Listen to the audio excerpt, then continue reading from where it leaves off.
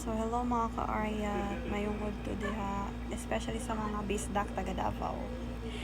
So random realization ng day ni. So na-realize na ko nga gina-remind ko ni God, especially this year, no, gina-remind ko niya na maging patient, not to trust Him all the time, tapos magulat lang yun, kay moabot ra gyud ang para sa imuha. And I've been applying man good as a teacher one. I started last 2021, I think. Tapos wala ko naputol siya. Wala ako ni din atong 2022 kay na busy man ko nag private school man ko ato na time. So ni-resume ko pang-apply last year. Tapos karon tulo jud akong gi-applyan duha sa province, tapos isa sa diri sa Davao.